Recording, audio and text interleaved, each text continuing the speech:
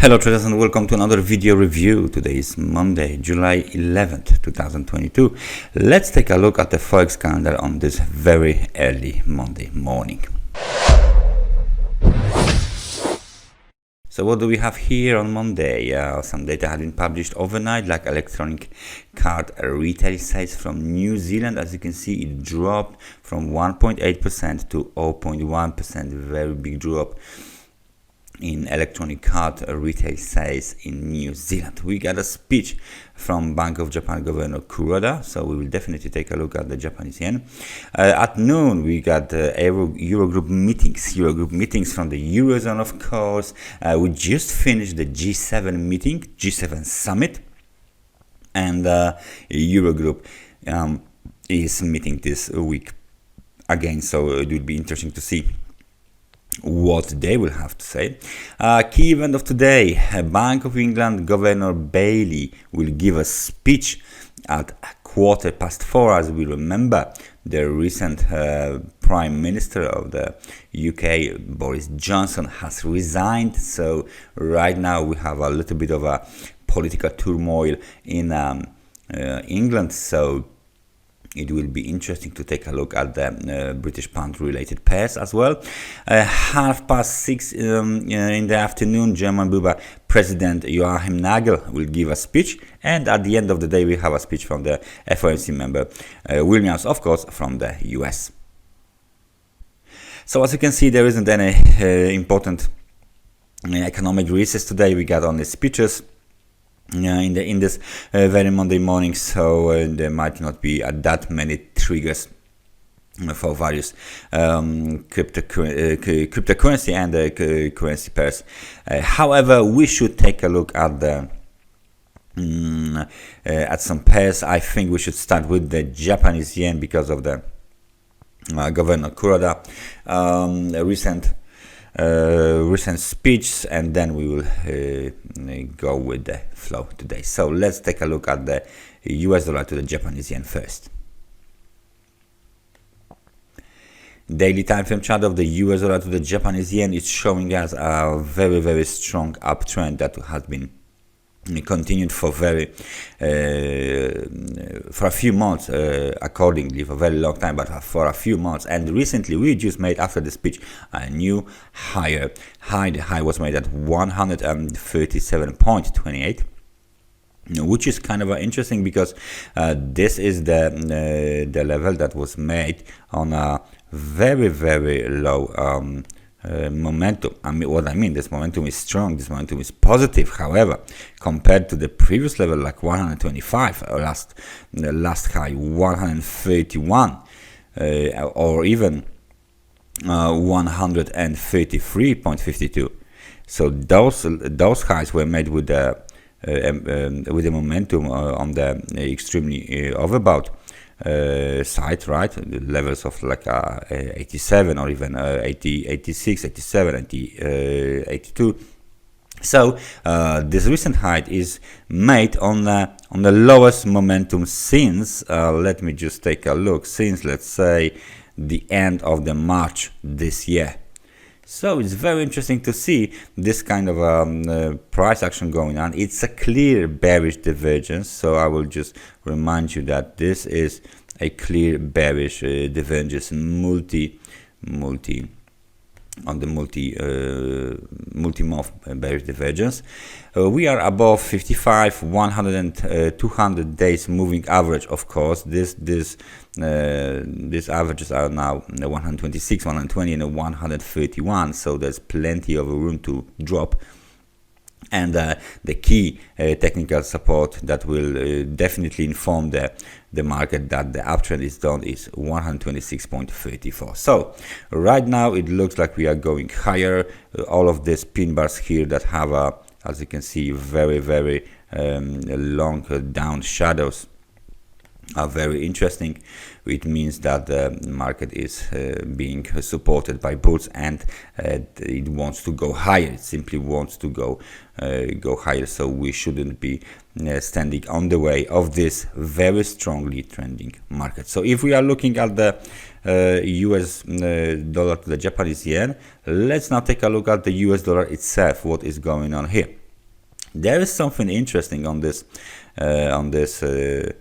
as you can see on this chart, because this is the daily time frame chart of the US dollar index, and on this chart we have a pin bar. Let's just address this this situation here, pin bar, and this pin bar looks like a kind of a shooting star, right? So let's just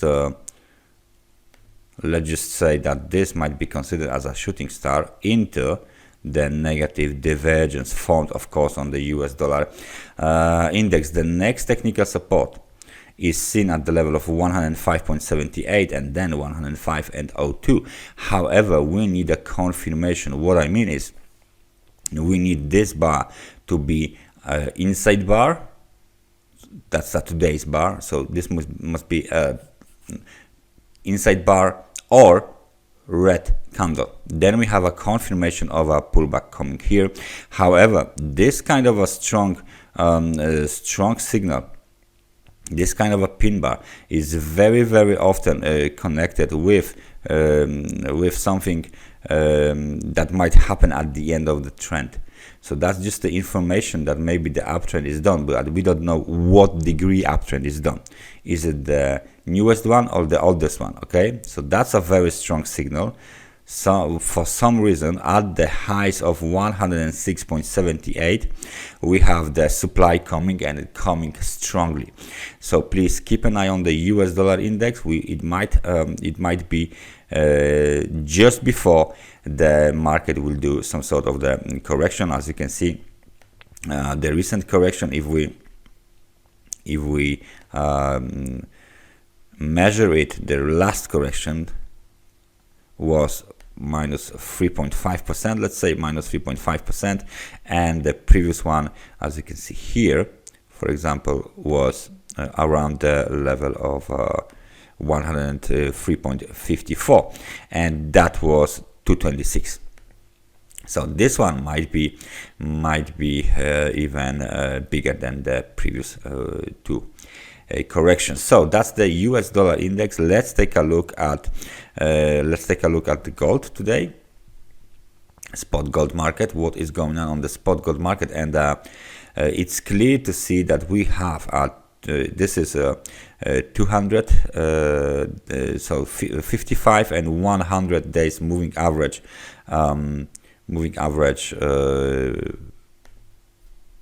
crossover here around the level of 1888, which is a very nice technical resistance, by the way. So if we just put it here, we can see that there is a technical resistance as well. So this is of course the red level, and the market is trading below this trend line. So that's half of the year, or maybe even larger, let's say half of the year trend line. Okay, we broke below the technical support right here.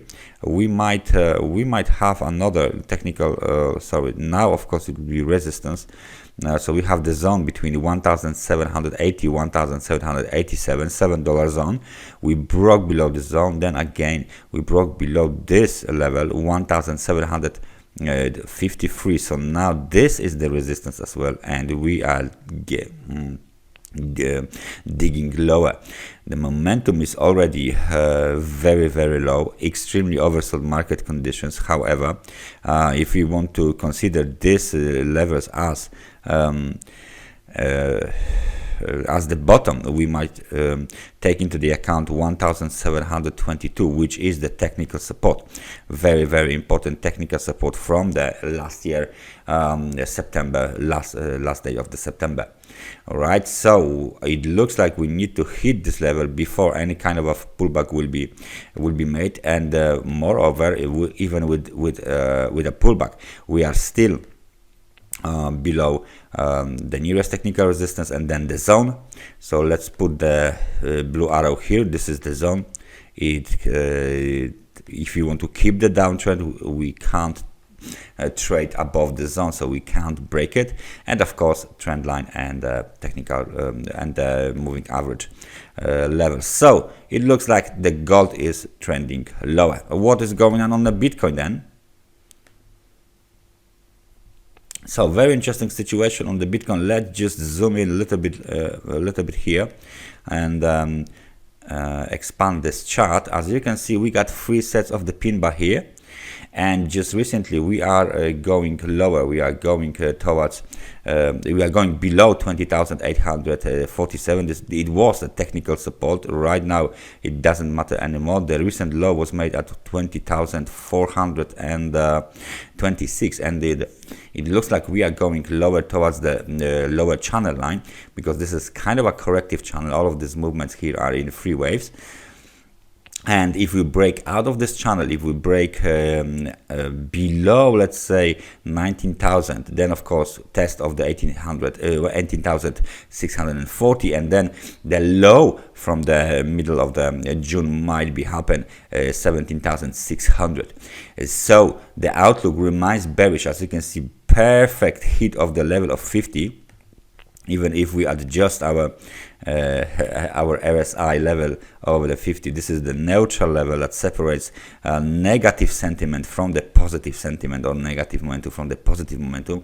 So again, after the breakout above 21,864, we have a little rally band that then it was faded into the 50 points of the RSI neutral level activated, and the bears are defending their position, and they are selling right now again 3 days in a row into the negative sentiment. So it looks like bears wants to go lower on the Bitcoin, and we should prepare to see sub 20,000 levels again on Bitcoin. That's everything from me for today. Thank you very much for watching this analysis, and I hope I see you guys next time. So take care and bye bye.